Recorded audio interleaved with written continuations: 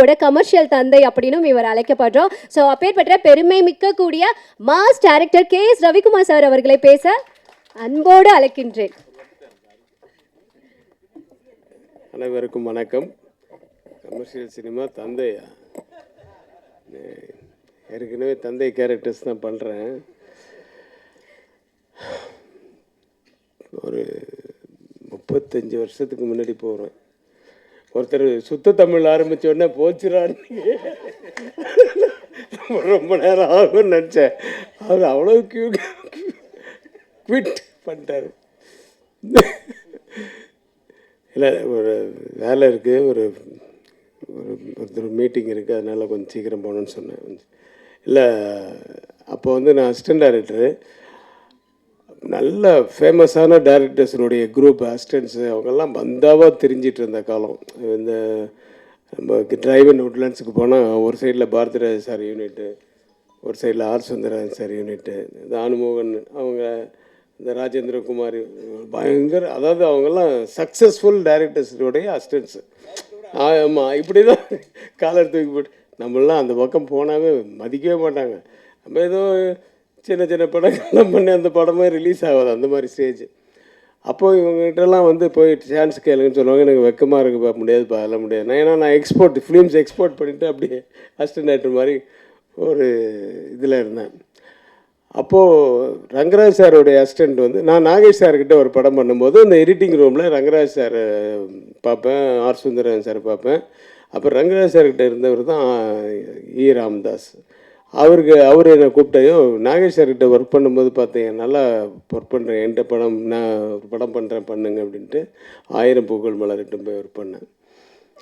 அப்போ இருந்து ரங்கராஜ் சார்கிட்ட ஒர்க் பண்ணணும்னு ரொம்ப ஆசை. பட் நம்ம போய் கேட்க முடியாது. ஆனால் ஒரு தடவை வந்து எம்ஜிஆர் இறந்ததுக்கு அப்புறமா ஒரு படம் வந்து கோவி தம்பி சார் எடுக்கிறாரு.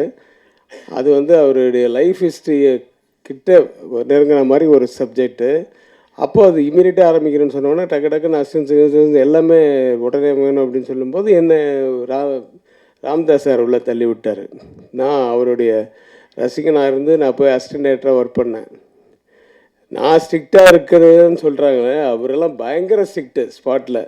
ஐயோ, ஒரு அவ்வளோ சும்மா இதுவாக இருக்கும், மிலிட்ரி மாதிரி இருக்கும்.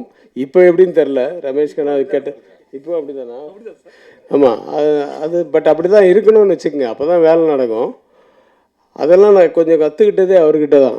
அப்புறம் அவர் உதயகீதம் வந்து உயிரே உனக்காக இதெல்லாம் வந்து பயங்கர ஹிட். அவர் நிறைய படங்களில் வந்து பெரிய ஹிட்டு, எல்லாம் இளையராஜா சாங்ஸு. அது உயிரே உனக்காகலாம் அந்த ஃப்ரேமிங்கு இதெல்லாம் அப்படியே சும்மா கண் கொள்ளா காட்சியாக இருக்கும்.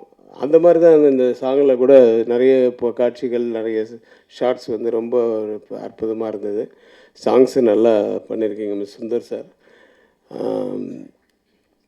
இந்த வாழ்த்துறதுக்கு எனக்கு வயசு இல்லை. ரங்கராஜ் சாரை போய் நம்ம வாழ்த்த முடியுமா? நான் வந்து ஒரு ஸ்டூடெண்ட்டாக வந்தேன்.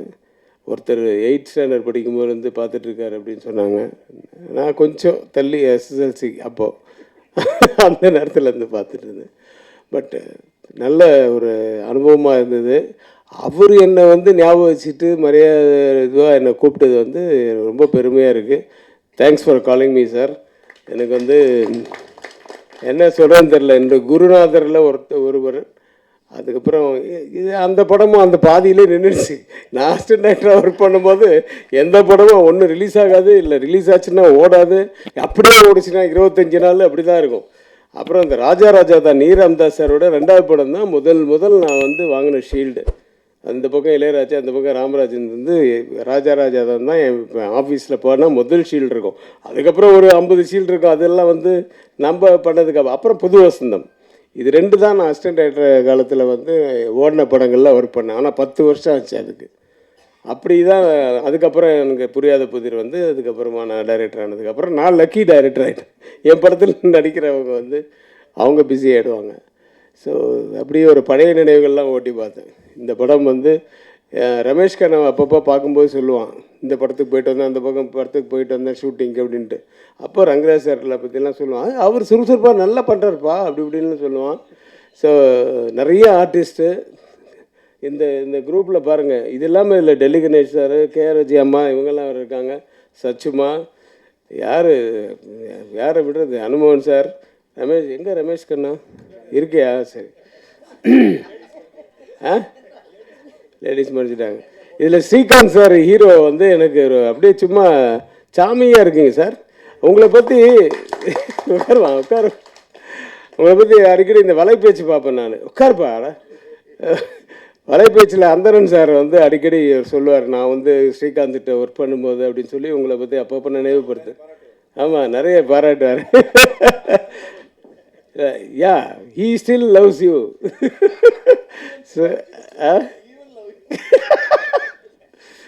ஸோ அதில் அடிக்கடி ஸ்ரீகாந்த் ஞாபகம் வந்துட்டு போவார். பட் நல்ல நடிகர், அவருக்கு நிறைய படங்கள் வரணும். இந்த படம் அது ஒரு பிள்ளையார் சொல்லியாக இருக்கட்டும், இதுக்கப்புறம் கண்டினியூஸாக அவர் பிஸியாக இருக்கணும்னு வேண்டிக்கிறேன். இந்த பாடல்கள் மட்டுமல்ல, படமும் மிகப்பெரிய வெற்றியடைய எல்லாம் வல்ல இறைவனை பிரார்த்தித்து நன்றி கூறி விடைபெறுகிறேன். நன்றி.